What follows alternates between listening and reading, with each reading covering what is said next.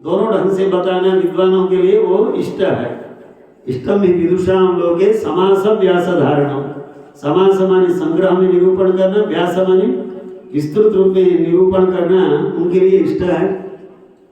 इसलिए हमारे भगवत रामानुज स्वामी जब श्री भाष्य आदि ग्रंथ में निरूपण करते, जहाँ थोड़ा बताया गया उसको फिर विस्तार करते, एतदुक्तम भवति। जब विस्तार से बताया गया पुनः क्या करते हैं, सिंहावलोकन न्याय बताते हैं। सिंह जो है 1-2 मील दूर जाने के बाद फिर एक बार पीछे देखता है मैं कितना दूर आया हूँ। शास्त्रकार लोग भी क्या करते हैं, विषय को निरूपण करने के बाद एकदम बोलते जाएं, बताते जाएं, लिखते जाएं, फिर क्या हुआ है महावाक्य जैसा पता ही न चले, ऐसा नहीं बताते। विज्ञ लोग क्या करते हैं, बाकी लोग समझ रहे हैं या नहीं, हम समझा पा रहे हैं या नहीं, अपने ग्रंथ को भी देखते हैं। इसलिए भगवत रामानुज स्वामी जी थोड़ा बताने के बाद एतदुक्तम भवति उसको स्पष्ट करते हैं। जहाँ संग्रह में बताया, जहाँ विस्तार हुआ उसको फिर संग्रह में वो ले लेते हैं। इस प्रकार तिरुविरुत्तम छोटा बड़ा प्रबंध है 100 गाथा का। उसके बाद दूसरा प्रबंध यजुर्वेद का सार तिरुवासिरियम, तीसरा पेरिय तिरुवंदादि, सरल भाषा में भगवान के गुणों का वर्णन है। उसमें एक गाथा में बोलते हैं, एक मैंने भगवान से चमत्कार करते हैं, सरगोपसुरी, सारे जगत को उदर में रखने वाले आप हैं, इतने विशाल ब्रह्मांड को भी अपने उदर में रखने वाले, ऐसे आपको भी हमने हृदय में रख लिया है। अब बताइए आप बड़े हैं या हम बड़े हैं, कौन जानता है? आप बताइए। भगवान से पूछते, नी पेरिया ना पेरिया, माने सारे जगत को उदर में रखने वाले आप, आपको भी हृदय में रखने वाला दास, आप बताइए आप बड़े हैं या हम बड़े हैं? आलवार भगवान से पूछते हैं चमत्कार से। लीलासु एक कवि ने कहा, माने भगवान कृष्ण ने छोटा सा पहाड़ जब उठाया गोवर्धन को, सब लोग मैं ग्रंथ में लिख देते, गोवर्धन पहाड़ को उठाया, मैंने गोदाम भाजी भी लिखती है तिरुप्पावे 24वें गाथा में, अन्य आलवारों ने लिखा, कवियों ने लिखा, मैंने उस प्रकार कीर्तन किया जा रहा है। यशोदा ने बोला, कवि दिखाते हैं, इतने सारे जगत को वहन करने वाले आपको हर दिन मैं गोद में ले रही हूँ, तुम्हें उठा रही हूँ, लेकिन हमको कोई इस प्रकार बोलता है नहीं, तुमने थोड़ा पर्वत उठा दिया, उसको कीर्तन करते हैं। पुण्य ही यशो लभ्यते, जिनका पुण्य है उनको माने उनका कीर्तन करते हैं। माने वसुदेव के पुत्र हैं भगवान वासुदेव हुए, माने कोई कवि बताता है, माने वासुदेव का सब लोग कीर्तन करते हैं। वसुदेवं तो 9 जना, वसुदेव का बार बार मैं कोई कीर्तन नहीं करेगा, वासुदेव का कीर्तन करेगा।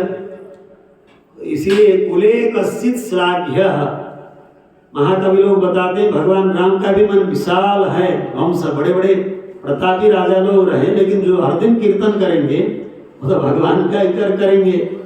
कुले कश्चित इस प्रकार होता है, श्लाघ्य महिमा, प्रशंसनीय जिनकी महिमा रही, ऐसे एक एक कुल में एक एक कोई महानुभाव भगवान के परम भक्त अवतार लेते हैं।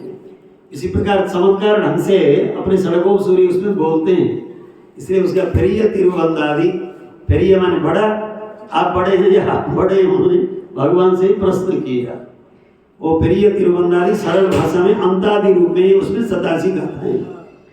उसके बाद चौथा जो प्रबंध है, भगवान आलवार संसार में वैराग्य को धारण करके मुझे उठाओ उठाओ, इस संसार से ले जाओ, आर्त प्रपन्न है आलवार। इस प्रकार आग में रहना मुश्किल होता है, उसी प्रकार इस संसार में संसारियों के साथ मैं नहीं रह पाऊंगा, मुझे उठाओ ले जाओ, आपका दिव्य अनुभव कराओ। इस प्रकार भगवान से लड़ते हैं।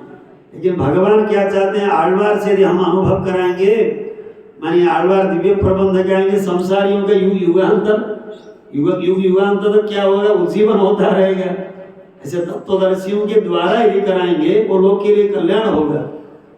विष्णु सहस्त्र नाम अपने भी भगवान बोल सकते थे, लेकिन भगवान स्वयं उपदेश नहीं किए। भीष्म पितामह शरतल्प में थे, शरतल्पगतो भीष्म साम्यन्निव हुतासन, महाभारत में बताते हैं। भगवान दूर में थे पांडवों के साथ में, एक बड़ा सूर्य है ज्ञान सूर्य, उसका अस्तमय होने वाला है, तब पांडवों को साथ में ले जाकर साष्टांग प्रणाम करके उनको भी प्रणाम करा के भगवान भीष्म पितामह से प्रार्थना करते, इन लोगों को आप ज्ञानोपदेश करिए।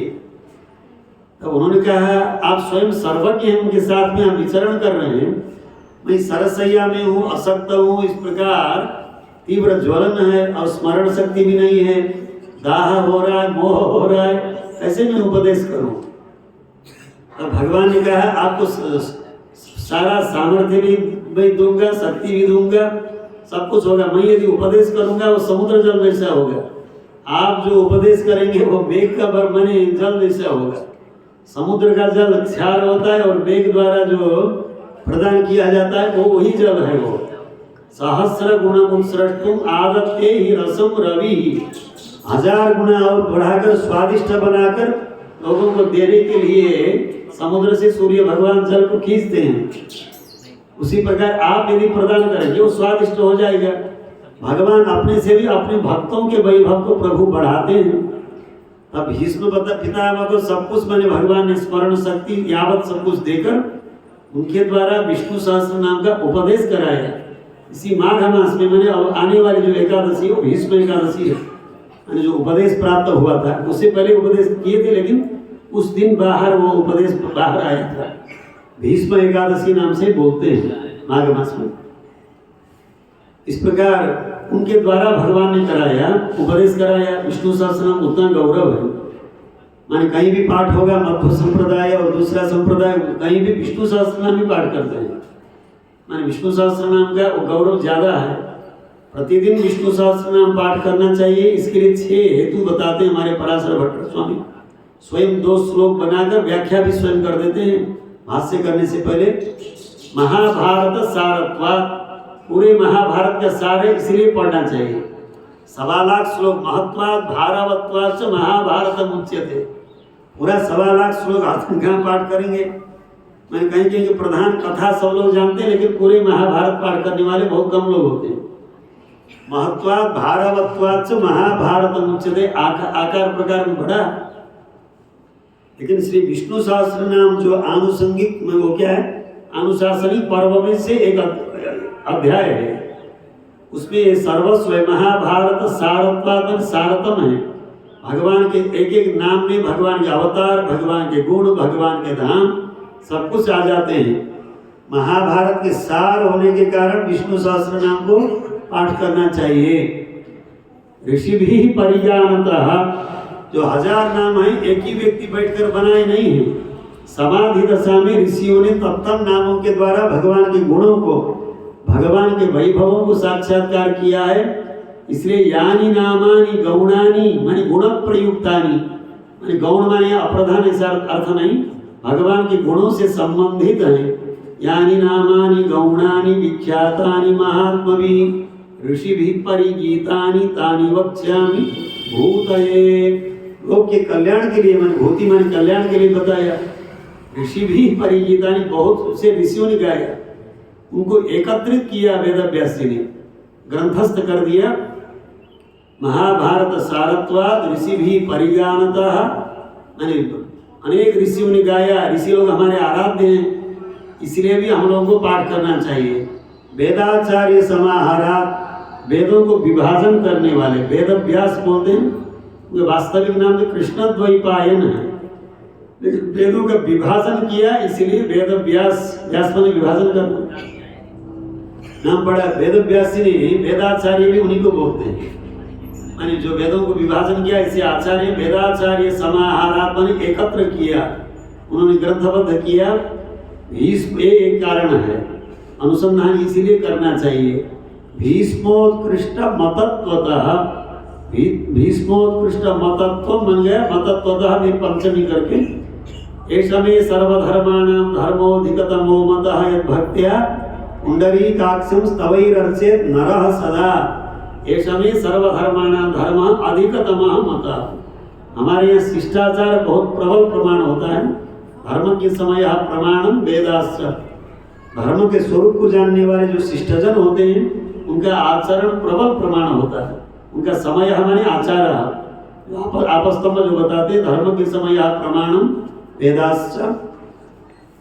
इस प्रकार भीष्म पितामह सर्वोत्कृष्ट है, सर्वमान्य है, शिष्ट है, इसलिए भीष्मोत्कृष्ट मतत्वता, उन्होंने उत्कृष्ट मत मेरे सिद्धांत में ये है। स्तवैरर्चेत् नरः सदा, उन्होंने बताया भीष्म का उत्कृष्ट मत है, इसलिए भी हम लोगों को विष्णु सहस्रनाम नित्य पाठ करना चाहिए। भीष्मोत्कृष्ट मतत्वतः परिग्रहातिशयतः, इसको सब लोगों ने स्वीकार किया। विष्णु सहस्रनाम को अधिक लोगों का स्वीकार होना भी माने उसकी मान्यता में प्रमाण है। सब संप्रदाय के सब लोगों ने स्वीकार किया। त्रिमताचार्य ने इसके ऊपर भाष्य किया। हमारे पराशर रामानुज स्वामी जी की ओर से पराशर भट्ट स्वामी जी व्याख्या करते हैं भाष्य। भगवत्पाद शंकराचार्य की व्याख्या है, मध्वाचार्य की भी व्याख्या है। बाद में और लोगों ने भी, आचार्यों ने भी अनुभव किया है।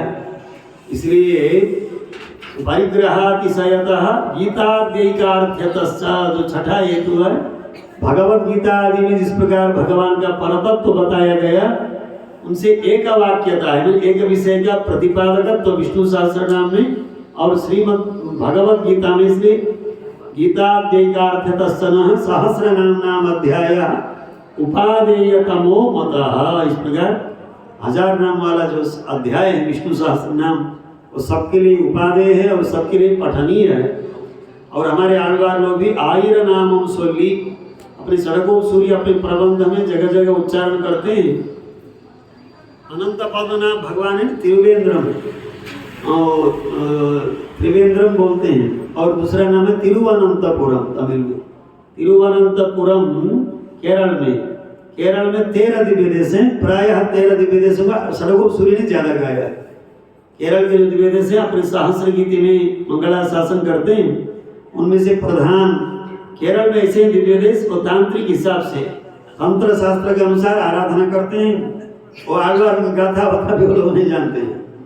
वहाँ के मंदिर की व्यवस्था ऐसी, कोई प्रधानमंत्री आए चाहे दूसरे व्यक्ति आए, समय से एकदम बंद हो जाएगा। कोई हुंडी में पैसा डाल रहा है या नहीं डाल रहा है, उन लोगों को मतलब नहीं। वहाँ के अर्चकों को संपन्न नहीं होगा। भगवान की जो आराधना है, जिस समय में खोलना, जिस समय बंद करना है, उसी ढंग से वो लोग चाहते हैं। केरल के जितने भी मंदिर हैं वो एक ही शैली के होते हैं।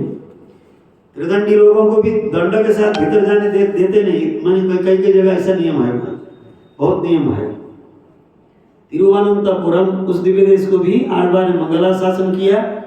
सड़कों सूर्य जिनके विषय में बताया जा रहा है, भगवान से वहाँ प्रार्थना करते हैं। आपका जो बरंडा है भगवान का जगमोहन है तिरुवनंतपुरम में, यदि झाड़ू लगाने को मिला, इसे मिल जाए, विनयन कड़ला में सारा पापों को, मैंने वहाँ झाड़ू लगाना माने सारे पापों को दूर करना है। इस प्रकार भगवत कैंकर्य को सर्वोपरि मानते हैं। और वहाँ बताते हैं भगवान के जो एक एक नाम है, 1000 नामों में से एक 1000 ढंग से कल्याण करने वाले हैं, मंगल करने वाले हैं। इस प्रकार सहस्र नाम के वैभव को हमारे आलवारों ने गाया है। तिरुवाय में जो सहस्र गीति प्रबंध है, 1000 गानाएं, 1000 गीतियां, इसलिए सहस्र गीति पराशर भट्ट स्वामी ने सुंदर नाम रखा है। पुन्नाग तल्लज मजस्र सहस्र गीति सेकोत्थक। एक पुन्नाग वृक्ष है श्रीरंगम में भीतर, उस पुन्नाग वृक्ष के छाया में रहकर अपने पूर्वाचार्य लोग कालक्षेप करते थे। यानी वो कालक्षेप का रस उस वृक्ष को मिलता था। पुन्नाग तल्लजम अजस्र सहस्र गीति सेकोत्थक, यानी उसका अभिषेक उसको होता था, कालक्षेप से बढ़ता जाता था वो वृक्ष। सहस्र गीति इस प्रकार नाम उन्होंने रखा, 1000 गाना होने के नाते। फलश्रुतियां हैं प्रत्येक दशक में, पूरा टोटल मिलाकर 1102 गाथाएं उसमें रहती। सहस्र गीति में एक दशक में भगवान के एक कल्याण गुण, कहीं भगवान का परत्व, कहीं भगवान का परत्व में परत्व, कहीं भगवान के अवतार में परत्व, और भगवान का अर्चा, पर व्यूह विभव अंतर्यामी अर्चा, सब प्रकार के दिव्य देश और 35-36 लगभग दिव्य देशों का मंगलाशासन श्री षडगोप सूरी करते हैं। अयोध्या का भी मंगलाशासन करते हैं षडगोप सूरी, ब्रजमंडल का करते हैं, केरल में 13 दिव्य देशों का, और तमिलनाडु में जो है वहाँ के वो 9 दिव्य देश अगल बगल में जो उनका सब मंगलाशासन करते हैं। बानमामलय में विराजमान तोताद्रीनाथ भगवान, उनका मंगलाशासन करते हैं। तिरुकुरुंगुड़ी जहाँ नंबी नारायण भगवान लेटे हैं, नंबी नारायण भगवान उनका भी मंगलाशासन करते हैं। कुंभकोणम में विराजमान सारंगपाणि भगवान, आरावमुदे हे अतृप्तामृत, ऐसे नाम से भगवान को पुकारते हैं। और रंगनाथ भगवान का भी मंगलाशासन करते हैं। वेंकटेश भगवान का 2 दशकों से इस प्रकार मंगलाशासन करते हैं षडगोप सूरी। और अपने श्री वैष्णव संप्रदाय में भगवत विषय जिसको बोला जाता है वो सहस्र गीति की वो प्रधान व्याख्याएं हैं। 5 व्याख्याएं पूर्वाचार्यों की, कुछ संग्रह में कुछ विस्तार में। जो 36,000 व्याख्या जिसको बोलते हैं ईडू मुपत्ताराइर पढ़ी नम्बिल्ले स्वामी की जो व्याख्या है इसका कालक्षेप होता है, वो सहस्र गीति का विशेष व्याख्या है, उसी को भगवत विषय बोलते हैं। उस सहस्र गीति में भगवान के विलक्षण अनेक कल्याण गुणों का अनुभव करते हैं सड़कों सूरी, और उन्होंने प्रार्थना की है हम भगवान के शरण बन जाएं। शरण पादुका, शरण अलग है, चरण में रहने वाली पादुकाएं, पादुकाओं की आराधना करना वैकुंठ में करते हैं नित्य मुक्त लोग। इस विभूति में, लीला विभूति में चरण पादुका का जो आराधना करने का जो क्रम है वो हमारे भारत जी ने बप्पा ने सिखाया है, इसलिए वो भारतोपज्ञ है। जैसे व्याकरण शास्त्र पाणिनि उपज्ञ है, अपना संप्रदाय नाथोपज्ञ बताया गया। भगवान की चरण पादुका की आराधना करनी चाहिए, इस विषय को अपने अनुष्ठान आचरण के द्वारा भारत जी ने दिखाया। भगवान से चरण पादुका ले आते हैं हिमालय से। योगक्षेम विधास्यतः, ये चरण पादुका ही पूरे अयोध्या का, राज्य का, कौशल देश का मानी व्यवस्थापन मानी सब कुछ चरण पादुका ही करेंगी, ऐसे मानकर पट्टाभिषेक, पादुका पट्टाभिषेक करते भारत जी। इसलिए रामायण में सब भगवान के भक्त हैं। रामायण महामाला, रामायण के सब पात्र मिलाकर एक रामायण महामाला बन जाती है। रामायण में विद्यमान माला, एक एक पुष्प, जैसे हनुमान जी एक भक्त हैं, सुग्रीव एक भक्त हैं, सबरी भक्त हैं, विभीषण जी भक्त हैं, इस प्रकार एक एक सब भक्त हैं। उनमें बताते हैं मैंने भगवान के भक्तों में सर्वप्रथम कौन है, तब वेदांत देशी स्वामी जी बताते हैं भरताय परम नमोस्तु तस्मै प्रथमोदाहरणाय भक्ति भाजाम यदुपज्ञमशेषतः पृथिव्यां प्रथितो राघव पादुका प्रभावः। भक्ति भाजाम, जो भगवान के भक्ति के पात्र हैं उनमें से प्रथमोदाहरणीय भरत जी हैं, इसलिए भरत जी को पहले प्रणाम करते हैं। पादुका सहस्त्र ग्रंथ में दूसरे श्लोक में भरताय परम नमोस्तु तस्मै प्रथमोदाहरणाय भक्ति भाजाम यदुपज्ञम अशेषतः पृथिव्यां प्रथितो राघव पादुका प्रभावः। भगवान राम की जो चरण पादुकाओं की आराधना करनी चाहिए, इस विषय को अपने आचरण के द्वारा भारत जी ने दिखाया। और भगवान जब लौट के आते कृतम दशगुणम मया, भगवत चरण पादुका के प्रभाव से 10 गुणा बना के भगवान को सौंप देते हैं राज्य को। हमारे सडगो सूरी भी निजलुम अड़िदारुण्य, भगवान की हम छाया बने या भगवान के चरण पादुका बने, जिससे छूटना नहीं पड़ता है, भगवान से वियोग नहीं होता है। चरण पादुका बनने के लिए प्रार्थना की, इसलिए जो सठारी दी जाती है, सठारी बोलते हैं भगवान के मंदिर में, अपने विष्णु भगवान के आलयों में, मंदिरों में, वो सडगो सूरी है। माने भगवान के चरण पादुका माने हम तक भगवान की कृपा उस रूप में आती है। शरण पादुका बनने के लिए उन्होंने प्रार्थना की, इसलिए सठारी माने वो सडगो, भगवान के चरण पादुका के रूप में सडगो सूरी है। फिर सडगो सूरी का जो सान्निध्य होता है, जहाँ उनकी मूर्ति रहती है वहाँ भी सठारी जैसे रहती है। वो सठारी क्या है, वो रामानुज स्वामी है। सडगो स्वामी के चरण पादुका है रामानुज स्वामी। फिर रामानुज स्वामी जी की जहाँ सन्निधि रहेगी वहाँ भी वो सठारी के आकार में आपको चरण पादुका दिखाई देगी। वो मुदलिया अंडान बोलते हैं, दासरथी स्वामी रामानुज स्वामी के शिष्य में से एक प्रधान है, उनको मुदलिया अंडान बोलते हैं, उनका वो नाम रहता है। इस प्रकार पादुके यतिराजस्य कथयन्ति यदाख्यया तस्य दासरथे पादौ शिरसा धारयाम्यहम्। भगवान माने भाष्यकार रामानुज स्वामी के चरण पादुका मुदलिया अंडान दासरथी स्वामी है। इस प्रकार माता पिता युवतयः उस श्लोक के द्वारा सडगो सूरी से हम लोग संबंध जोड़ते हैं। माने जिन्होंने भगवान को सर्वस्व माना, ऐसे सडगो सूरी हमारे सर्वस्व, सर्वम यदेव नियमेन मदन्वयानाम। इस प्रकार हमारे यमुनाचार्य स्वामी ने जो संबंध जोड़ा है, ऐसे सडगो सूरी माने उनकी माता उड़यनंगई और उनके पिता का नाम था कारीमारन। कारी पिता का नाम रहा, इसलिए उरुकापुरी कारिजम, सडगो सूरी की जो अवतार भूमि जहाँ आज भी दर्शन देते विराजमान है, वो कुरुकापुरी, उसका स्थान का नाम है कुरुभूर षडकोपन, इसे बोलते हैं। जब दिव्य प्रबंधों में प्रत्येक गाथा में फलश्रुति आती है, कुरुभूर षडकोपन सोना, कुरुकापुरी में विराजमान षडकोप सूर्य के द्वारा गाए हुए दिव्य प्रबंध का जो अनुसंधान करेंगे उनको अमुक फल मिलेगा। प्रत्येक दशक में फलश्रुति बताते हैं। और जो अध्यापक लोग होते हैं, पाठ करने वाले, दिव्य प्रबंध के जो पाठ करते हैं उनको अध्यापक बोला जाता है दक्षिण भारत में। जब अंतिम दशक आता है वो लोग हाथ उठा के क्या करते हैं, प्रणाम करते हैं। गो सहस्रम, गो शब्द के 10 अर्थ हैं उसमें।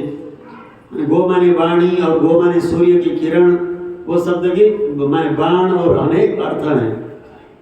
गो सहस्रम माने उनकी वाणी, 1000 वाणी माने 1000 गाथाओं से युक्त जो सहस्र गीति प्रबंध है। यद्गो सहस्रम अपहंति तमांसी पुंसाम, जो अनुसंधान करेंगे ऐसे भक्तों में विद्यमान तमांसी माने अंधकारों को, अज्ञान रूपी अंधकार को दूर करने वाले हैं। नारायणो वसति यत्र ससंग चक्रः, इस कुरुकापुरी में भगवान आदिनाथ भगवान है। जहाँ षडकोप सूर्य विराजमान है, समीप में विद्यमान भगवान आदिनाथ, उन भगवान को भी मंगला शासन किया है षडकोप सूर्य ने। यद्गो सहस्रम अपहंति तमांसी पुंसाम, नारायणो वसति यत्र ससंग चक्रः, शंख चक्रधारी होकर भगवान वहाँ विराजमान है आदिनाथ के रूप में। यन्मंडलम श्रुतिगतम प्रणमन्ति विप्राः, सूर्य भगवान को भी नित्य हम लोग प्रणाम करते हैं। जय सदा सवितृ मंडल मध्यवर्ती नारायण, सूर्य मंडल में अंतर्यामी के रूप में रहने वाले भगवान को प्रणाम। ध्येय, वो परमात्मा उपास्य है। सवितृ मंडल मध्यवर्ती वहाँ भगवान है।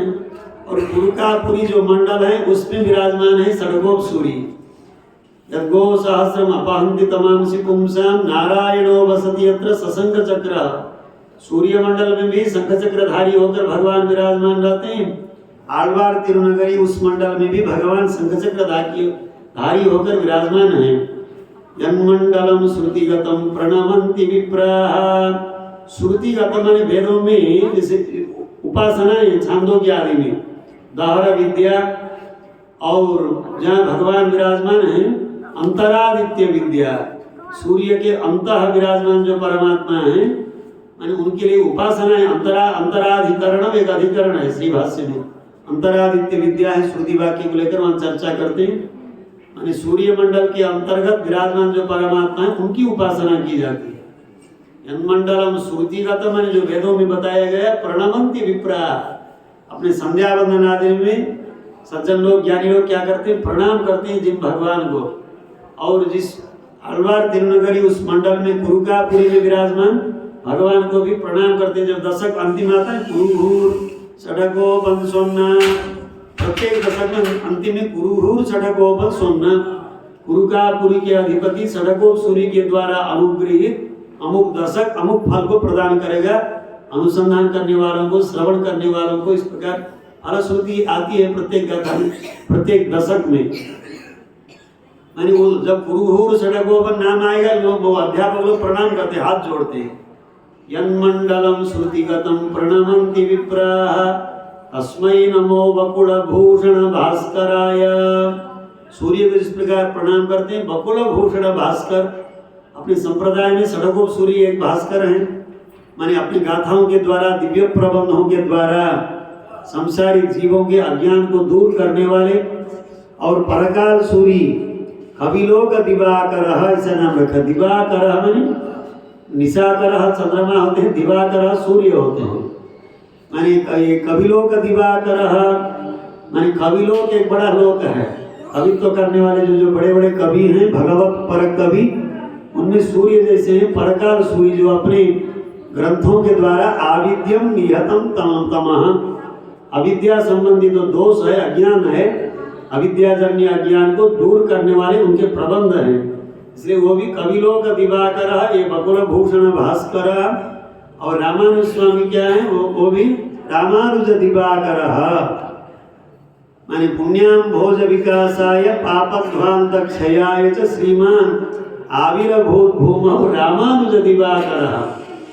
माने जगत रूपी एक कमल है, इस कमल को विकसित करने के लिए, ज्ञान प्रदान करने के लिए रामानुज दिवाकर भगवत रामानुज स्वामी रूपी सूर्य का आविर्भाव हुआ। ये सब सूर्य हम लोगों में विद्यमान अज्ञान को अपने ग्रंथों के द्वारा, ज्ञान के द्वारा दूर करने वाले महानुभाव हैं। उसी प्रकार षडकोप सूर्य को भी तस्मै नमो बकुल भूषण भास्कराय, इस प्रकार हमारे आचार्य लोग प्रणाम करते हैं। और षडकोप सूर्य भगवान के लिए अत्यंत प्रिय हैं। माने श्रीरंगम आदि में उत्सव मनाया जाता है। अभी अध्ययन उत्सव चला, रापत्तु पगल पत्तु बोलते हैं। 10 दिन 4000 दिव्य प्रबंध होगा। अनध्ययन के बाद अध्ययन होता है, वो 10 दिन चलता है। और 10 दिन वैकुंठोत्सव होता है। षडकोप सूर्य जब वैकुंठ पधारे थे उस समय मनाया जाता है। 4000 दिव्य प्रबंध उसमें पाठ किए जाते हैं। वैकुंठोत्सव श्रीरंगम आदि सब दिव्य देशों में जो मनाए जाते हैं। और षडकोप सूर्य को भगवान माने वो जो प्रार्थना करते करते जाते हैं, भगवान उनसे दिव्य प्रबंध गांठ कराने के लिए कई दिन रखते हैं उनको। जब ज्यादा माने वो भगवान से प्रार्थना करने लगे, अर्चिरादि मार्ग का दर्शन कराते हुए अर्चिरादि मार्ग का सुंदर वर्णन करते हैं षडकोप सूर्य अपने प्रबंध के अंतिम में। फिर जाकर अर्चिरादि मार्ग से उनको भगवान अपने दिव्य धाम में ले जाते हैं। उसका सुंदर वर्णन है अंतिम में जाकर। ये षडकोप सूर्य का वैभव उसमें इस प्रकार आता है। उनका वैभव और उनका पूरा प्रबंध जो दिव्य देशों में अध्ययन करने पर, पाठ करने पर पूरा माना जाता है। अध्ययनोत्सव जिनको बोलते हैं। और वैकुंठोत्सव आदि होता है। वैकुंठोत्सव आदि मनाते हैं। सहस्त्र गीति का पूरा पाठ होता है। इसी इतिहास पुराण आदि का पाठ होता है संस्कृत वेद का। उसी प्रकार सहस्त्र गीति का जो पाठ है उसको अनिवार्य मानते हैं दक्षिण भारत में। वैष्णवत्व तो प्रदान करने वाला ग्रंथ है। इस प्रकार आलवारों में से बाकी आलवार अवयव हैं, षडकोप सूर्य अवयवी हैं और प्रपन्न जनक कूटस्थ हैं। 5वें आलवार ये हैं। और उनसे जुड़े हुए आलवार शिष्य के रूप में मधुर कवि आलवार, जिनके विषय में बताया गया, उन्होंने छोटा सा प्रबंध बनाया। खंडिनुन सिरुत्ताम 11 गाथाएं, केवल छोटा ही प्रबंध। आचार्य विषयक अपने षडकोप सूर्य के विषय में बनाया। उसको नाथमुनि स्वामी ने उस प्रबंध को पहला जो 1000 है, पहले 1000 के अंतिम प्रबंध के रूप में उसको रख दिया। खंडिनुन सिरुत्ताम पूर्ण रूप से अपने गुरु के विषय में, आचार्य के विषय में, षडकोप सूर्य के विषय में उन्होंने गाया। आचार्य निष्ठा, अनन्य आचार्य निष्ठा थी। ये मधुर कवि आलवार वैत्ता मानिधि वहाँ भगवान विराजमान है। तिरुकोडू उस दिव्य देश का नाम है। आलवार तिरुनगरी के समीप में जहाँ 9 दिव्य देश हैं, मैंने समीप में दोनों इन महानुभावों का, गुरु शिष्यों का अवतार हुआ था। शिष्य का पहले मैंने उनका वो चैत्र मास में चित्रा नक्षत्र में अवतार हुआ था मधुर कवि का। और ज्येष्ठ मास में मैंने वृषभ है तो विशाखायाम, सूर्य जब वृषभ राशि में थे, विशाखा नक्षत्र में षडकोप सूर्य का अवतार हुआ था। इन दोनों महानुभावों का समीप में अवतार हुआ था। उस विलक्षण तेज को पता लगाते हुए उत्तर भारत में यात्रा में दिव्य देशों में जो आए थे मधुर कवि आलवार, वो वहां पहुंच गए और षडकोप सूर्य को उन्होंने आचार्य बनाया।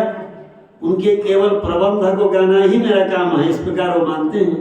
अनन्य निष्ठा रखते थे, इसलिए उनकी निष्ठा के विषय में हमारे वरवर मुनि स्वामी उपदेश रत्नमाला में गाथा में बताते हैं। ये मधुर कवि आलवार और षडकोप सूर्य दोनों जुड़े हुए हैं, एक आचार्य के रूप में और शिष्य के रूप में। इसलिए दोनों का मिला के इस प्रकार चरित्र आता है। 4 वेद के स्थान में षडकोप सूर्य के 4 प्रबंध, उनके अंग के रूप में परकाल सूर्य के 6 प्रबंध, उपांग के रूप में बाकी आलवारों के प्रबंध आ जाएंगे। और चौथा षडकोप सूर्य का जो प्रबंध है, चौथा जो प्रबंध है तिरुवायुमणि सहस्त्र गीति है। दक्षिण भारत में दिव्य प्रबंधों का पाठ करते हैं सवारी में। जब भगवान की सवारी निकलती है, वो आगे दिव्य प्रबंधों का पाठ होता है। बीच में भगवान वो दिव्य प्रबंधों के अध्यापकों पीछे भगवान जाते हैं, सवारी चलती है। और पीछे संस्कृत वेद का पाठ होता है भगवान के पीछे, और पीछे भजन आदि और होता है। भाव लगाते हैं अपने पूर्वाचार्य लोग, सज्जन लोग। वो दिव्य माने भगवान के दिव्यदर्शी हैं, गुणों को देखने वाले तत्वदर्शी हैं, भगवान के गुणों को गाने वाले, मधुर रूप में गाने वाले। ऐसे आलवारों की वाणियों को सुनने के लिए भगवान पीछे संस्कृत वेद को इधर पीछे छोड़ के वो द्रविड़ वेद के पीछे दौड़ते हैं। परमात्मा श्रवण करने के लिए लालायित रहते हैं। वेदानाम सामग वेदोस्मि, जो भगवान ने कहा दिव्य प्रबंध भगवान के लिए उस प्रकार इतने प्रिय, दिव्य प्रबंध निवहो व्यवसान भूमि में, दिव्य प्रबंधों के द्वारा भगवान उस प्रकार प्रतिपाद्य है। तत्वदर्शियों के वचन होने के कारण भगवान के लिए अत्यंत प्रिय है, इसलिए दिव्य देशों में पाठ के रूप में व्यवस्था रख दी अपने नाथ मुनि स्वामी ने। इस समय माने किन किन ग्रंथों का कैसे पाठ होना है, गोष्ठी में किस मर्यादा से, पूरी मर्यादा उन्होंने रखा है सब। वो तो देवगान को भी जानते थे, मनुष्य गान यहाँ के संगीत को तो जानते ही थे, देवगान देवलोक में चलने वाला जो देवगान है उसको भी नाथ मुनि स्वामी जानते थे। मानी पूरे 4000 दिव्य प्रबंध जब लुप्त हुआ था एक समय में, नाथ मुनि स्वामी ने जो कर्णिनों सिरुत्तम मधुर कवि आழ்वार का 11 गाथा का जो प्रबंध है 12,000 आवृत्ति निष्ठा से वहीं कुरुगापुरी में पाठ करके आवृत्ति करके फिर षडगोप सूरी को प्रत्यक्ष करके उनके द्वारा 4000 दिव्य प्रबंधों को पुनः प्राप्त किया था। इसीलिए षडगोप सूरी के साथ में विग्रह के रूप में एक तरफ मधुर कवि, दूसरी ओर नाथ मुनि स्वामी विराजमान रहते हैं शिष्यों के रूप में। और पूरे स्वामी और मुदलियाना जिस प्रकार रामानुज स्वामी के सानिध्य में रहते हैं प्रधान शिष्य षडगोप सूरी के साथ में, जिस प्रकार वृंदावन में सन्निधि में कभी दर्शन कर लें, षडगोप सूरी बगल अगल बगल में मधुर कवि आழ்वार और दूसरे हैं नाथ मुनि स्वामी, दोनों उनके शिष्य हैं। इस प्रकार नाथ मुनि स्वामी ने सब व्यवस्था रखी, इसको इस प्रकार गान। तब कोई एक गायिका थी, वो उनको देवगान आता था। उस छोड़ देश में राजा ने, वो राजा भी देवगान को समझते नहीं थे, बाकी लोग समझते नहीं थे। देवलोक में जो गाया जाता है उसको मालूम था, अब कहीं उसको न्याय मिला ही नहीं, कोई जानने वाले विषय उसको जानने वाले नहीं थे। राजा के दरबार में चली गई, अब इसको जानने वाले कौन हैं, तब जो ढूंढे गए नाथ मुनि स्वामी इसको जानते हैं। तब नाथ मुनि स्वामी कहीं जाते तो नहीं थे, लेकिन उसको न्याय दिलाने के लिए राजा के दरबार में गए और देवज्ञान क्या होता है राजा को समझाए। मान इस प्रकार देवगान को भी पूरा समझाकर ये जो गा रही है सही इस प्रकार है, पूरा एक एक करके नाथ मुनि स्वामी दिखा देते हैं। उन्होंने नाथ मुनि स्वामी ने न्याय तत्व और एक ग्रंथ योग रहस्य, दो ग्रंथ उन्होंने रचना की थी, दो ग्रंथों की, दोनों ग्रंथ लुप्त हो गए। अष्टांग योगी थे नाथ मुनि स्वामी, उन्होंने इन ग्रंथों की व्यवस्था की, इसको कैसे पढ़ना चाहिए। और 25 जो दिव्य प्रबंध हैं, 24 दिव्य प्रबंध माने रामानुज बाद में हुआ उसका अवतरण, किसको किस हजार में रखना, 4000 में से सब व्यवस्था कर दी उन्होंने। चौथा हजार केवल सहस्र की थी, उसको बैठ के पाठ किया जाता है। माने बाकी बने ग्रंथों को सवारी में पाठ करते हैं, ब्रह्मोत्सव आदि में उत्सवों में घूमते घूमते वो कंठस्थ पाठ करते हुए चलते हैं। तिरुवीधि बोलते हैं, माने भगवान की जो सवारी होती है तिरुवीधि, वीथी में भगवान चलते हैं। पुरप्पाड़ु भी बोलते हैं तमिल भाषा में, जब भगवान सवार होकर बाहर निकलते हैं। लेकिन सहस्र की थी ऐसी घूमते हुए पाठ नहीं, उसका पाठ नहीं किया जाता है, प्रबंध का बैठ के पाठ करते हैं, उसके लिए इस प्रकार की मर्यादा है। ये दोनों गुरु शिष्य हुए, उन्होंने छोटा सा प्रबंध गाया, लेकिन वो आचार्य विषय गाए, इसलिए वो मधुर कवि हुए। छोटे से प्रबंध गाने पर भी वो मधुर कवि आழ்वार हुए। इन दोनों का चरित्र संग्रह में ये है। और ग्रंथ में भीतर जाने के लिए ग्रंथों को हमारे वर्षों तक पढ़ना पड़ता है, जिस प्रकार भगवत विषय आदि का कालक्षेप करते हैं। ये 4 उनके प्रबंध 4 वेद के स्थान में माने जाते हैं। पूर्वाचार्य ने उतना सम्मान दिया है। उसके बाद जो आழ்वार हैं हमारे कुलशेखर आழ்वार के विषय में हम लोग जानकारी ले रहे हैं। कुलशेखर आழ்वार राजा थे, राजा के पुत्र रहे और केरल देश में उनका अवतार हुआ। केरल में घुष्यते यस्य नगरे रंग यात्रा दिने दिने तमहम शिरसा वंदे राजानम कुलशेखरम। बड़े विलक्षण ज्ञानी थे और राजा थे। राजा होते बड़े विनम्र, निरंतर रामायण का श्रवण करते थे ज्ञानियों के द्वारा। और उन्होंने दिव्य प्रबंध बनाया, 105 गाथाएं हैं उसमें, एक ही प्रबंध है उनका, 105 गाथाएं। पेरुमाल तिरुमोडी कुंभे पुनर्